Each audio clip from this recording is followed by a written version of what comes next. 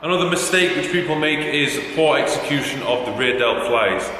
Many people when think, right, okay, when I'm doing a rear delt fly, all I need to do is just drive my elbows back and bring the dumbbells as high as possible.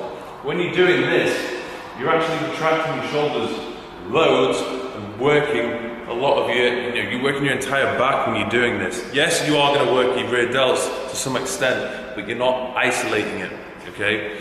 So what you want to be doing is performing that movement so you can just purely isolate the rear delt.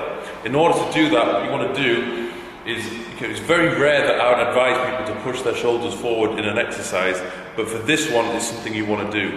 So when you're lying down on a bench, push your shoulders forward and imagine that you're doing a kind of an arc. You're not coming all the way back, because if I was to do this and I pull the hands all the way back, I'm going to be engaging a lot of my back muscles. So let me demonstrate on a bench. You just want to be focusing on the rear delt. So that's this area here. This is what we're trying to isolate, okay? So what weight you use is going to completely depend on your own strength and the rep range which you're going through. Personally, I find using very high reps, my rear delts respond very well to that. I'm talking like 20 plus, but again, it depends what you're doing. So for me, I grab the dumbbells, here we go. What I'm doing, I'm actually pushing my shoulders as far down as possible, and I'm locking my arms out. So arms are straight, and what I'm going to do is I'm going to perform almost like I'm trying to perform a big arc, okay? So I'm bringing the dumbbells up just to about 2/3 of the way up, and then back down. I'm still pushing forward, trying to create this really big arc with my hands. If I come too far up, you'll start to see my back, my traps, everything else starts to engage and my shoulders retract, okay? And you see a lot of people, they do this, they come up, yes, you're using your rear delts to some extent, but for me, I'm using so much of my back muscles because they're trying to retract my shoulders, so.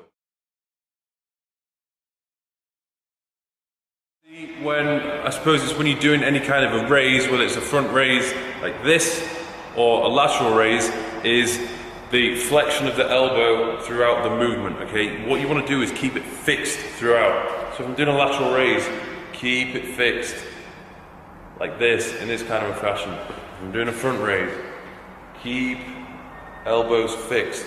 If you bring the weight up and do that, you're kind of swinging it up, bending a little bit, swinging and bending, you're just going to be engaging your biceps.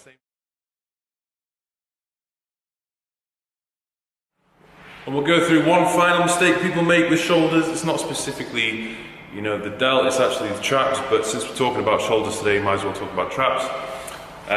Shrugs, okay? When people do this, let me just tell you, first of all, the aim of shrugs is to go through the full range of motion. Full range of motion is pulling your shoulders up as high as possible and then bringing them all the way down. All the way up to the top, squeeze the traps, all the way down. So when you're doing this, you need to pick a weight which allows you to use that full range of motion. Now, let's take for example someone who wants to be seen lifting as heavy as possible. They're going to do something like this. This is doing nothing. Look how short the range of motion is. You're barely shortening the trap at all. You want to ideally stand in front of a mirror so you can see what you're doing. Pull your shoulders as high as possible and squeeze your traps all the way down. Pull up, squeeze the traps up, squeeze hard, all the way down, squeeze hard. You've got to embrace the top position of a shrug, okay? Don't just get there and come straight down. Don't go up and down. Get up, squeeze it hard, and then come down. It's not something. Shrugs for some reason is something I've always enjoyed doing. I could literally just give me some straps, give me some heavy weight, and I could just shrug all day. It's a very, in my opinion, natural and comfortable exercise to do. And yes, you do. If you want to build your traps, lifting heavy is the goal. But if you can't get full range of motion with a heavy weight, then you're going to have to lower the weight. As simple as that. Okay? So pick a weight that's going to be right for you and squeeze the top of the contraction as hard as possible.